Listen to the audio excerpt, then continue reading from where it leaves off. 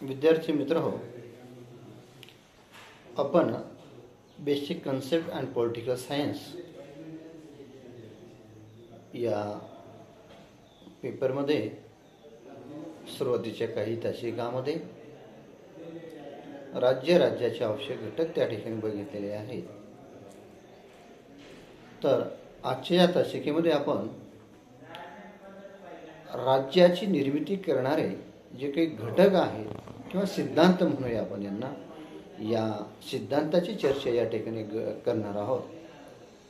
तर सर्वप्रथम राज्याची निर्मिती करणारे तसे अनेक घटक त्या ठिकाणी किंवा सिद्धांत निर्माण झालेले आहे. त्यापैकी सर्वात जुना जो सिद्धांत आहे तो म्हणजे दैवी सिद्धांत हा होय. दैवी सिद्धांत हा राज्याच्या उत्पत्ती सिद्धांतापैकी सर्वात जुना सिद्धांत त्या ठिकाणी आपल्याला या सिद्धांताला म्हणता येईल. या सिद्धांतानुसार राज्य हे देवाने किंवा ईश्वराने निर्माण केलेले आहे आणि ईश्वराने निर्माण केलेला हे राज्य चालवण्याचा अधिकार राजाला असतो आणि राजाची निर्मिती देखील दैवी सिद्धांतानुसारच ईश्वराने आपला दूत किंवा प्रेषित म्हणून त्या ठिकाणी पाठवलेला असतो. अशा स्वरूपामध्ये राज्याचा दैवी सिद्धांत त्या ठिकाणी दैवी सिद्धांताला महत्त्व त्या ठिकाणी देताना दिसून येतो की राज्य हे ईश्वराचे निर्मित राज्य आहे. कारण काळाच्या प्रभावामध्ये मानव जन्माला आल्यानंतर या ठिकाणी गट करून त्या ठिकाणी राहू लागला आणि गट करून राहत असताना हळूहळू समाज निर्माण झाला. या समाजाचा संबंध सर्वप्रथम निसर्गाशी घनिष्ठ संबंध त्या ठिकाणी निर्माण झाला आणि हा घनिष्ठ संबंधातून निसर्गामध्ये जे काही नैसर्गिक चमत्कार त्या ठिकाणी होत असतात, यामध्ये वीज पडणे, महापूर येणे, दुष्काळ पडणे, हे अशा काही नैसर्गिक आपदा त्या ठिकाणी येत होत्या. मग हे नैसर्गिक आपदा किंवा चमत्कार या पाठीमागे काहीतरी रहस्य आहे. ते म्हणजे काय रहस्य आहे या ठिकाणी मग अशा स्वरूपात दैवी सिद्धांताचा शोध त्या ठिकाणी लावला गेला आणि या दैवी सिद्धांतानुसार या विखुरलेल्या समाजाला एकत्र आणण्याचं काम आणि या समाजामध्ये नैसर्गिक घटकाप्रती जागृती निर्माण करून त्यांच्यामध्ये एक शिस्तबद्धता, सुसंबंध असे सामाजिक व्यवहार त्या ठिकाणी निर्माण झाले पाहिजे, कायदा सुव्यवस्था निर्माण झाली पाहिजे. मग याच्या अनुषंगाने कदाचित दैवी सिद्धांताची निर्मिती त्या काळामध्ये झालेली आपल्याला दिसून येते. मग या दैवी सिद्धांताकडे बघत असताना आपलं असे लक्षात येते की राज्य हे देवाचा आशीर्वाद किंवा दैवी सिद्धांतानुसार त्या ठिकाणी निर्माण झालेला आहे आणि ह्या निर्माण झालेल्या राज्य करण्याचा अधिकार त्या ठिकाणी राजा या घटकाला दिला. राजा हा देवाचा एक अंश किंवा देवाचा प्रतिनिधी म्हणून त्या ठिकाणी काम बघेल असं त्या ठिकाणी दैवी सिद्धांत त्या ठिकाणी मानत असतो. संपूर्ण अधिकार राजाला दैवी सिद्धांताने बहाल केलेले आहे. म्हणूनच कदाचित आपल्याकडे प्राचीन काळामध्ये एक म्हण होती. ती कोणती म्हण होती की राजा बोले दर हाले. म्हणजे राजाने जो निर्णय घेतला तर त्या ठिकाणी कोणीही आव्हान त्या ठिकाणी देऊ शकत नसतं. त्यामध्ये एक ते राज्याचं कायदा मंडळ असेल किंवा त्याचं अष्टप्रधान मंडळ असेल, न्यायप्रधान मंडळ असेल किंवा जनता असेल, राजाने घेतलेला निर्णय हा अंतिम त्या ठिकाणी मानला जात होता. काय कारण होतं याचं की कारण एकच की राजा हा ईश्वराचा अंश आहे. तो देवाच्या मताप्रमाणे निर्णय त्या ठिकाणी घेत असतो अशी श्रद्धा किंवा अभिमान्यता सर्वसामान्य जनतेची त्या काळामध्ये केली गेलेली आपल्याला दिसून येत होती. म्हणून राजा हा देवाचा प्रतिनिधी म्हणून शासन त्या ठिकाणी चालवत असताना देवी सिद्धांतामध्ये किंवा ईश्वरी सिद्धांतामध्ये आपल्याला आढळून येते. मग या राजा या ठिकाणी कोणालाही उत्तरदायित्व त्या ठिकाणी नव्हता. जनतेलाही उत्तरदायित्व नव्हता, न्यायमंडळ, कायदेमंडळ कोणत्याही शासन संस्थेच्या एका अंगाला राजा हा त्या ठिकाणी उत्तरदायी म्हणून त्या ठिकाणी काम बघत नव्हता. राजेशाहीची वैधता जर आपल्याला भागाची जर झाली, त्याला धर्माची मान्यता होती, राजकीय मान्यता देखील राजाला होती. तर एक प्रकारचा धर्मसत्ता राजसत्ता एका ठिकाणी राजाच्या ठिकाणी वसलेल्या त्या काळामध्ये आपल्याला दिसून येतात. म्हणून दैवी सिद्धांत हा राज्यशास्त्रामध्ये अत्यंत महत्त्वाचा सिद्धांत राजाच्या त्या ठिकाणी मांडला जात होता. एकेकाळी मानव हा टोळी करून त्या ठिकाणी राहत होता. या टोळी युद्धामधूनच मग त्या ठिकाणी सहारक युद्ध त्या ठिकाणी होत होतं. मग या युद्धामध्ये होणारं नुकसान टाळण्यासाठी कोणाचा तरी एखाद्या वरिष्ठ व्यक्तीचा आदेश त्या ठिकाणी पाळावा लागत होता किंवा मान्य करावा लागत होता. त्यांनी अनुभवांती निर्णय घेतलेली ही संपूर्ण जनता किंवा गटागटातील नेते त्या जनता त्या ठिकाणी मान्य करत होती. अशा स्वरूपामध्ये दैवी सिद्धांताचा त्या ठिकाणी उदय सर्वप्रथम राजाच्या उत्पत्ती सिद्धांतामधून आपल्याला बघायला मिळतो.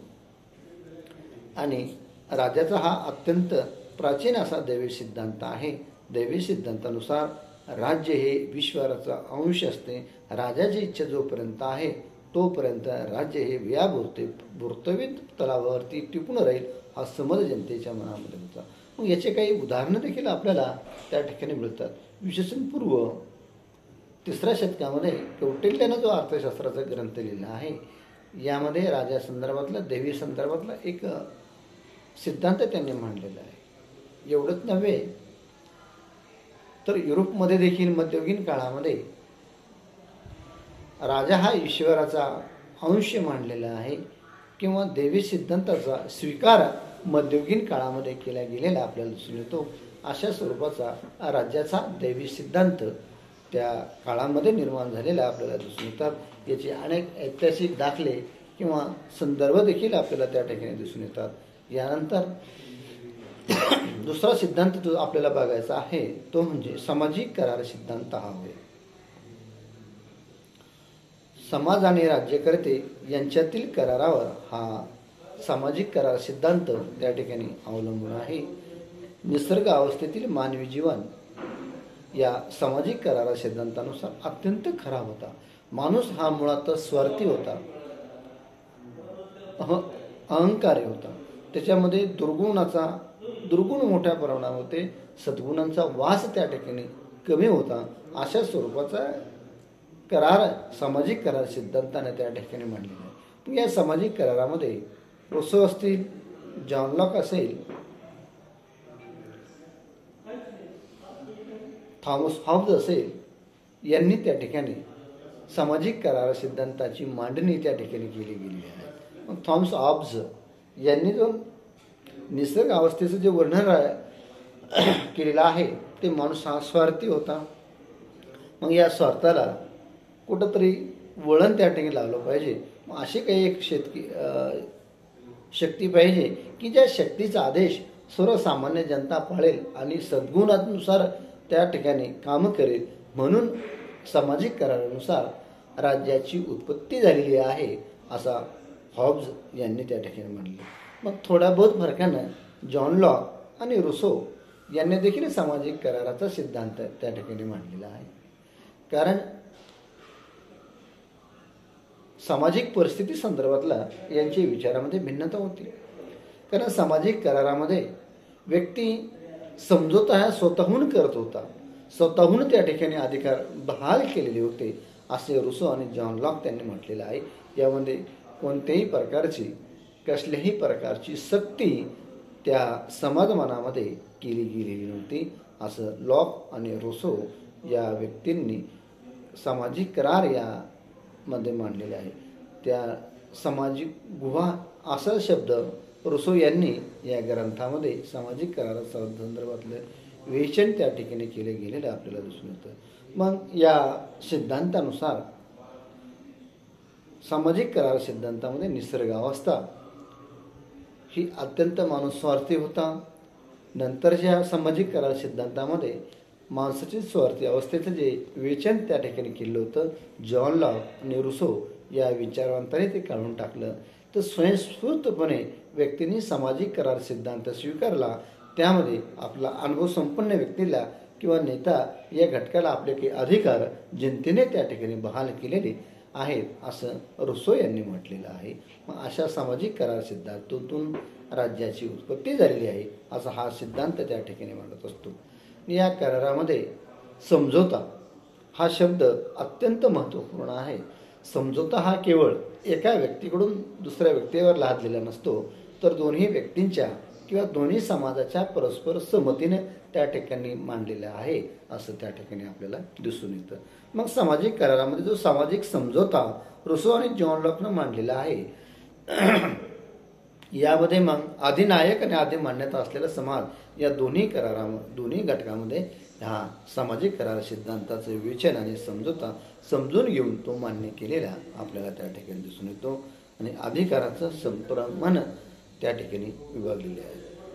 मग हे अधिकार जसे राजे ईश्वरी सिद्धांतामध्ये आपण बघितलं, राजाला जे मिळालेले अधिकार आहे तो राजा हा ईश्वरांचा अंश आहे किंवा ईश्वराचा घटक आहे म्हणून ते मिळालेले होते.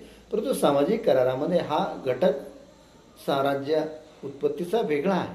तो काय म्हणतो की समाजानं असे काही अधिकार जे राजाला बहाल केले की जेणेकरून ते दोघाला ते समप्रमाण त्या ठिकाणी त्याचं मान्य केलं. म्हणजे ते अधिकार मानणारा आणि पाळणार बरोबर पालन करता या दोन्ही गोष्टीला तो लागू होतो. म्हणजे असे प्रकारे अधिकाराचं संप्रण त्या ठिकाणी त्या काळामध्ये आपल्याला मांडलेलं सामाजिक करार सिद्धांतामध्ये दिसून येतं. त्यानंतर तिसरा घटक जो आहे राज्य आणि सरकारची उत्पत्ती. केवळ या सामाजिक करारामध्ये या ठिकाणी सरकारची उत्पत्तीला देखील मान्यता त्या ठिकाणी मांडलेली आहे. केवळ समाज आणि राजा एवढा घटक न करता की ते राज्यकारभार चालवण्यासाठी विशिष्ट चांगले सद्गुण असलेल्या व्यक्तींची सरकाराची गरज आहे आणि त्या सरकारची अनेक विभागणी त्या ठिकाणी केली गेली पाहिजे. अशा स्वरूपाची राज्य आणि सरकारची त्या ठिकाणी उत्पत्ती या सामाजिक करार सिद्धांतामध्ये आपण बघितलेली आहे. अशा स्वरूपामध्ये की राज्याच्या उत्पत्तीच्या संदर्भामध्ये दैवी सिद्धांत आणि सामाजिक करार सिद्धांत हे महत्त्वाचे सिद्धांत आहे. या दोन्ही सिद्धांताचं विवेचन या तासिकेमध्ये आपण केलेलं आहे. या दैवी सिद्धांत आणि सामाजिक करार सिद्धांत जो राज्य निर्मितीचा आहे, हे दोन्ही सिद्धांत तुम्हाला नक्कीच समजले असतील असे या ठिकाणी मी आशा व्यक्त करतो. आणि आजच्या या तासिकेला आपल्या संमतीने या ठिकाणी मी पुनरावृत्ती देतो. सर्व विद्यार्थ्यांचे मनपूर्वक धन्यवाद.